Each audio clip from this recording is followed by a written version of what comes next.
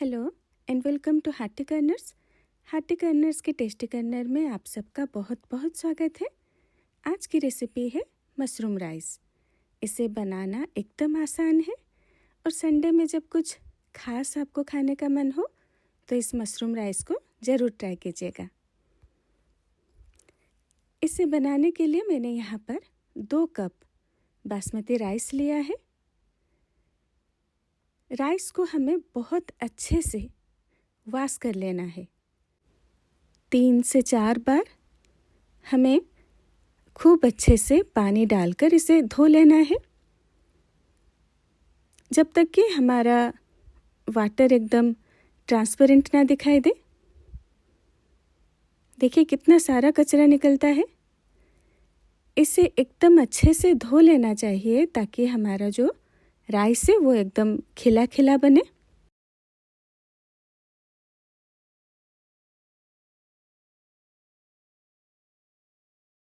अब 15 मिनट के बाद हम पानी गर्म करने के लिए रख देंगे। राइस बनाने के लिए मैंने यहाँ पर एक बड़े से बर्तन में खूब सारा पानी ले लिया है। सफिशेंट वाटर आपको चाहिए ताकि हमारे जो चावल अच्छे से बॉईल हो सके। अब चावल को हम पानी निथार के छान के रखेंगे। इसे अच्छे से हमें छान लेना है और उसके बाद पानी निथारने के लिए कुछ देर रखना है, जब तक कि हमारा वाटर बॉयल ना हो जाए। और जैसे ही हमारा वाटर बॉयल हो जाएगा हम इसमें कुछ खड़े मसाले डालेंगे, जैसे कि इलायची, दालचीनी, लौंग, 1-2 फूल या स्टार एनीस, छोटा सा टुकड़ा जावित्री का और तेजपत्ता 1 या 2 डाल दें। नमक मैंने यहाँ पर 1 टेबलस्पून लिया है। थोड़ा सा ज़्यादा ही नमक डालेंगे क्योंकि पानी हम बाद में निथार लेंगे। अब बॉइलिंग हॉट वाटर में हमें चावल को डाल देना है। अभी एक उबाल अच्छे से आने तक हमें वेट करना है। उसके बाद चाहे तो थोड़ा सा आंच आप कम कर लें। अच्छे से चावल बॉयल हो जाए, हमें तब तक इधर उधर नहीं जाना है। 5 मिनट में ही हमारा चावल पककर तैयार हो जाता है। देखिए इस तरह से अच्छे से चावल टुकड़े हो रहे हैं और पक गए हैं। हाथ से मैश करने पर भी आपको पता चल जाएगा। अब इसी स्टेज में हमें चावल को ड्रेन करना है। एक छलनी में चावल को ड्रेन कर लें और कुछ देर के लिए रख दें। ज़्यादा नहीं, 2-3 मिनट के लिए पानी निथारने के लिए रख दें। और फिर जैसे ही थोड़ा सा निथर जाए वाटर, आपको तुरंत इसे बड़े से बर्तन में डाल लेना है। हमें इसे बहुत ज़्यादा ठंडा नहीं करना है, बस थोड़ा सा रूम टेम्परेचर तक आ जाए ताकि जब हम मशरूम राइस बनाएं, राइस मिक्स करें, हमारा राइस टूटे नहीं। मशरूम को मैरिनेट करने के लिए कुछ मसाले हमें चाहिए। तो मैंने यहाँ पर 1 टीस्पून नमक ले लिया है, 2 टीस्पून धनिया पाउडर, 1 टीस्पून जीरा पाउडर, 1 टीस्पून गरम मसाला पाउडर, 1 टीस्पून मिर्ची पाउडर और हाफ टीस्पून हल्दी लिया है। और तंदूरी मसाला मैंने 1 टीस्पून लिया है। 250 ग्राम्स मशरूम के लिए इतने मसाले काफ़ी हैं। हमें ज़्यादा मसालेदार नहीं बनाना है, इसलिए हम नॉर्मल ही रखेंगे।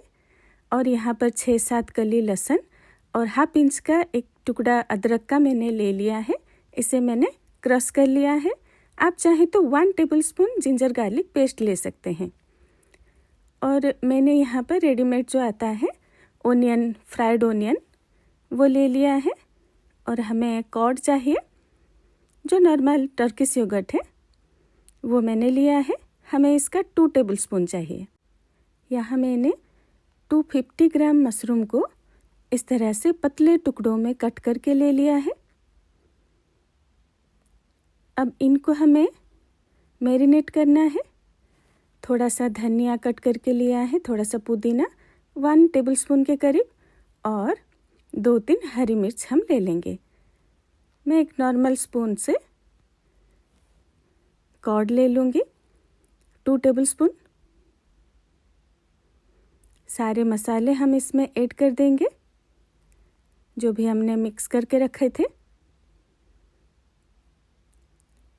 और इसमें जाएगा हमारा coriander leaves, mint leaves, 2 to 3 green chillies, 1 tablespoon के करीब फ्राइड ओनियन।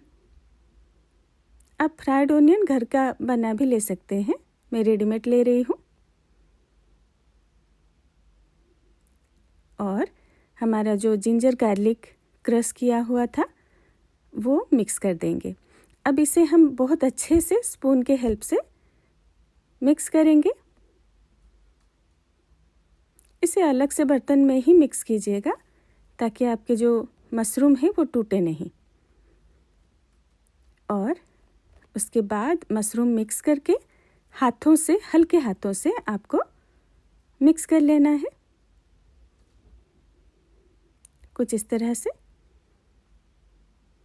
अब इसे हम ढककर कम से कम आधा घंटा अलग रख देंगे। और हमारा राइस तैयार है। राइस के जो मसाले हैं, खड़े मसाले, वो आप अलग कर सकते हैं, मैं यहाँ यूज करूँगी। और एक मीडियम साइज़ का ओनियन मैंने लिया है स्लाइस करके। आप किसी भी एक बर्तन में या फिर कढ़ाई में आप ऑयल गरम कर लें। कोई भी आपका मनपसंद का ऑयल ले सकते हैं, ऑलिव ऑयल हो या फिर आपका रिफाइंड ऑयल या फिर घी भी आप ले सकते हैं। मैंने यहाँ पर 3 टेबलस्पून रिफाइंड ऑयल लिया है। यहाँ मैं half tea spoon cumin seed या जीरा डालूँगी, और जैसे ही जीरा तड़कने लगे आप इसमें स्लाइस्ड ओनियन और जो मसाले आपने राइस में से निकाल के रखे थे उसे डाल दें। थोड़ा सा भुना हुआ फ्लेवर आ जाएगा। आप अगर खड़े मसाले राइस में पसंद नहीं करते तो फिर इसके बाद आप खड़े मसालों को निकाल भी सकते हैं, पर मैं ऐसे ही रख रही हूँ। और फिर जो मैरिनेटेड हमारा मशरूम है उसे हम डालेंगे।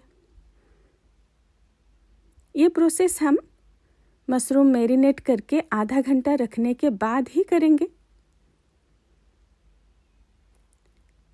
यानी जो हमारा मशरूम राइस कुक होगा वो मशरूम मैरिनेट होकर आधा घंटे के बाद ही होगा।